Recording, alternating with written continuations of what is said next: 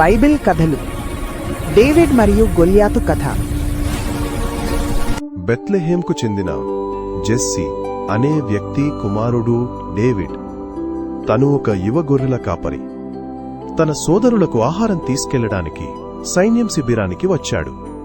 కొండల మధ్య ఇజ్రాయేలీయులు మరియు ఫిలిస్తీయుల సైన్యాలు ఒకదానికొకటి ఎదురుగా నిలిచాయి.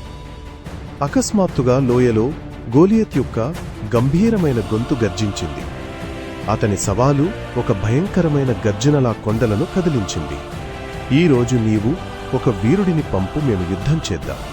అతని 9 అడుగుల ఎత్తైన శరీరం మెరిసే కంచు కవచంతో అలంకరించబడి ఒక యుద్ధదేవుడిలా కనిపించింది. డేవిడ్ ఆహార సంచిని నేలపై ఉంచి గోలియత్ యొక్క గర్వపూరితమైన మాటలను విని, ఈ దిగ్గజం ఎవరు, దేవుని సైన్యాన్ని అవమానించడానికి అని కోపంతో రగిలిపోయాడు. డేవిడ్ ఇజ్రాయేలీయులు రాజైన సౌలు వద్దకు వెళ్లి, భయపడకండి, నేను అతనితో పోరాడతాను అని అన్నాడు. సౌలు సందేహించాడు, కాని డేవిడ్ దేవునిపై పూర్తిగా నమ్మకముంచాడు. డేవిడ్ ఒక్క అడుగు ముందుకు వేసి గంభీరంగా అన్నాడు, దేవుడు నాతో ఉన్నాడు. ఆయన నన్ను సింహాల నుండి, ఎలుగుబంట్ల నుండి రక్షించాడు. ఈ గోలియత్ను కూడా ఆయన ఓడిస్తాడు. రాజు అతని నమ్మకాన్ని చూసి యుద్ధానికి అనుమతించాడు.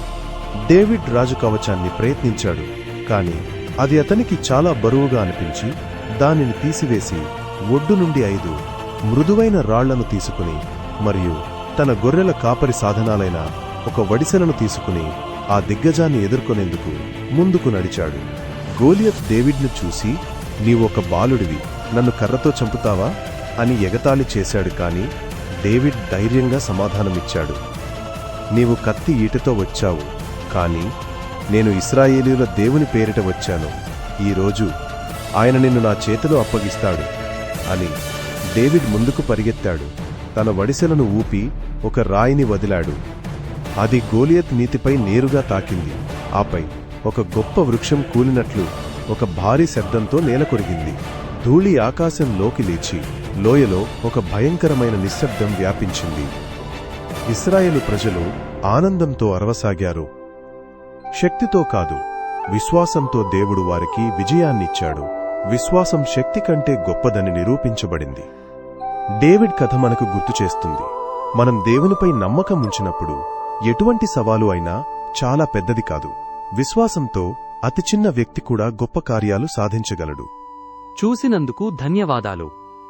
తదుపరిసారి మరొక స్ఫూర్తిదాయకమైన బైబిల్ కథ కోసం లైక్ చేయడం, సబ్స్క్రైబ్ చేయడం మరియు తెలుగు బైబిల్ విజువల్స్ యూట్యూబ్ ఛానల్ని ఫాలో చేయడం మర్చిపోవద్దు.